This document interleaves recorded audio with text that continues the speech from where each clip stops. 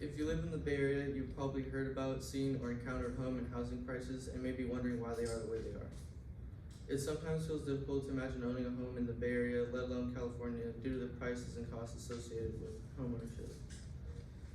Home prices have fluctuated for hundreds of years, but today we're just going to be looking at the last 30 years since 1995, just for relatability's sake, and this is what influenced the real estate home prices in most of our lives.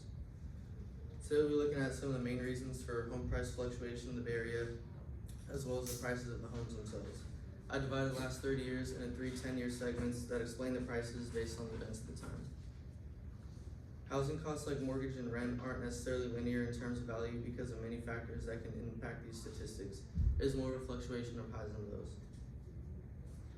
Things like the 1989 earthquake combined with the recession weakened the Bay Area home buying volume, price, and sales declined 5 to 11% in the early 1990s, according to the Ruth Christian real estate team. The dot-com boom in the mid to late 90s and early 2000s created a strong economy and lowered interest rates, making loans cheaper and encouraging economic growth. The dot-com bubble popped in the early 2000s and slowed and weakened markets globally, and it had a particular effect on the Bay Area because many of the inhabitants are in the tech industry. So you can see the early 90s recession where the median home price isn't even above 300,000, it's only like mid 200,000s. And then or at the height of the dot-com boom, you see the home price increasing. The bubble popped in 2001, but it recovered pretty quickly and continued to rise in the early 2000s up until the subprime bubble. Taylor Tepper, author on economics, writes an article on money.com that explains the 2000 subprime bubble. Banks started dispensing mortgages like candy in the middle of the last decade. Meanwhile, Wall Street started packaging all those mortgages into bonds and selling them to investors looking for higher returns on what looked like safe investments. A stream of money coming from homeowners making their monthly mortgage payments. So the subprime bubble was caused by predatory loan practices, adjustable rate mortgages with false interest rate changes mixed with loose monetary policies. Tepper continues with, everything was peachy keen as long as the housing prices rose and homeowners made their payments on time. But in their stampede to hand out mortgages that could be fed to the Wall Street machine, banks didn't try too hard to check whether the home buyers they were lending money to had any realistic chance of paying them back.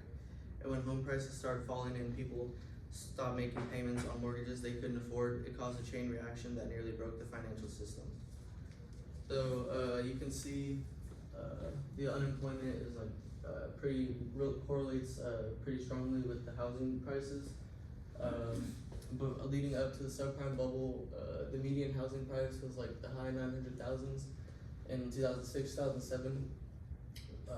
And then it dips all the way into like the mid 600,000 range in 2012. So you had like a big decrease, it just kept going.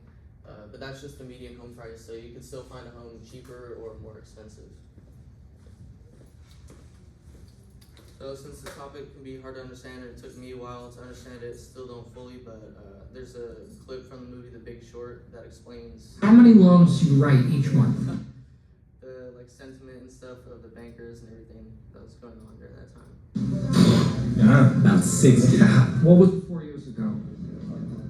10, maybe 15. Yeah, I was a bartender. Now I own a boat. You own a boat. So how many of these are adjustable rate mortgages? Well, most. Oh, yeah. Yeah, I'd say about 90%. And the bonuses on those skyrocketed a few years ago. Adjustables are bread and honey. So do applicants ever get rejected? Seriously? Look, if they get rejected, I suck at my job. Well, even if they have no money? Well, my firm offers ninja loans. No income, no job. You know, I just leave the income section blank. Corporate doesn't care. These people just want homes, you know, and then they go with the flow. Good for you. Your companies don't verify. If I write a loan on Friday afternoon, big bank is going to buy it by Monday lunch. Yeah, same here. Could you hold on for a second?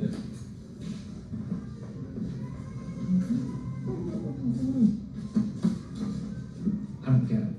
Why are they confessing? They're not confessing. They're bragging.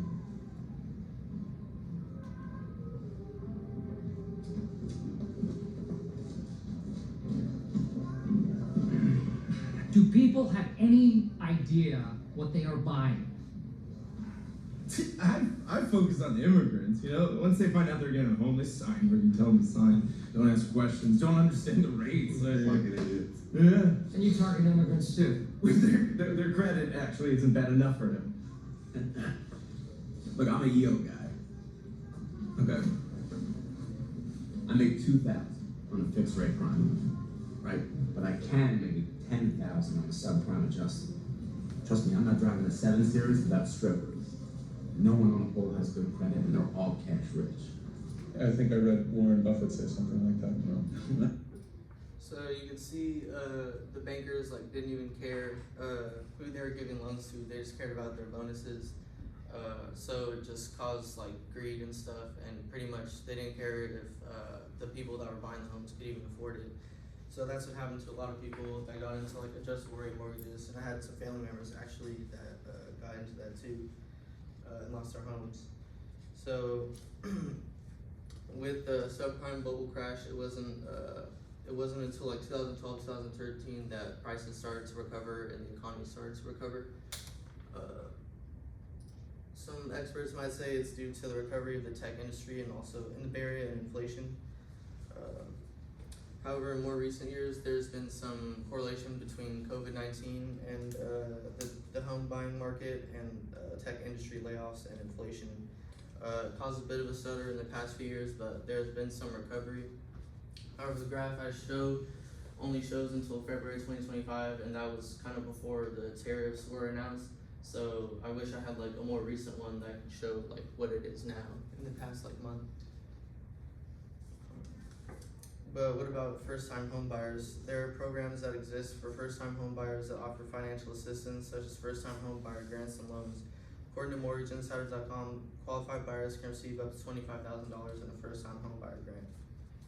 To have a better chance at getting a loan or a grant for a loan or a down payment, it is important to have little to no credit card debt, a good credit score to improve income. Having these things helps with getting lower interest rates as well. It's also helpful to start a Roth IRA, which is a retirement stock portfolio that allows you to withdraw money for a home down payment tax-free.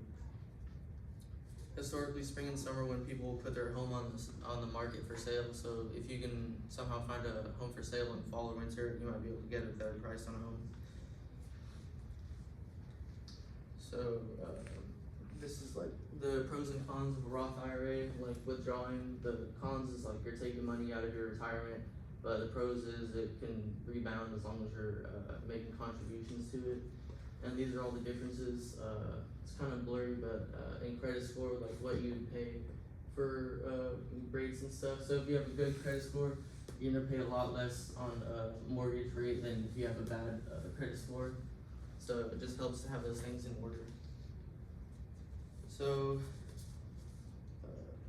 in conclusion, home prices have fluctuated for hundreds of years due to reasons both locally and globally. But today we just looked at the last 30 years in the Bay Area because that's what pertains to most of us. I hope my presentation has left you all more informed about Bay Area housing prices and housing market trends and home ownership.